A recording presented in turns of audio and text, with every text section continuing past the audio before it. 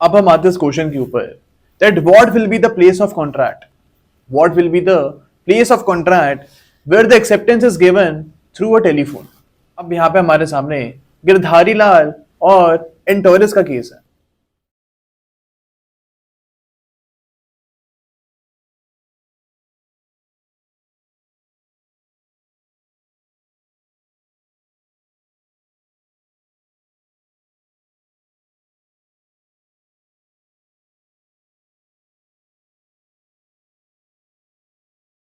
अब जो गिरधारी लाल का केस है ये इंडियन केस है और जो एंटोरस का केस है it is the oldest case on this law point और ये इंग्लिश केस है।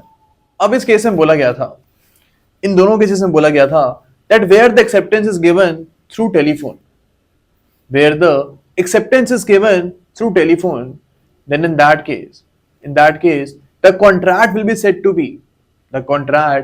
said to be executed at the place where the proposer is present। अब ये जो रूल है ये पोस्ट और ईमेल वाले रूल से डिफरेंट रूल है।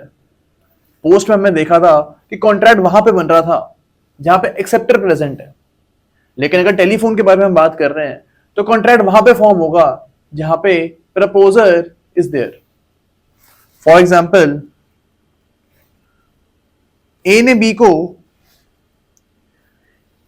को एक प्रपोजल दिया है थ्रू टेलीफोन। ए दिल्ली में रहता है और बी मुंबई में रहता है। ओके अब यहां पे बी ने अपने एक्सेप्टेंस जो है ये ए को टेलीफोन के थ्रू ही बताई है। अब in this case the place of contract will be at the place where A is residing.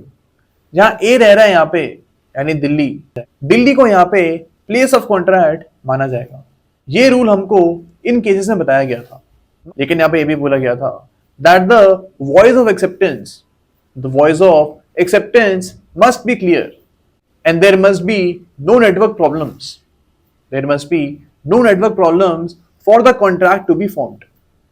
यहां पे अगर क्लियर आवाज सुनाई देगी दोनों पार्टीज को तभी हम बोलेंगे कि कॉन्ट्रैक्ट जो है ये एग्जिस्ट यहां पे करता है। तो ये रूल हमको यहां पे याद रखना है।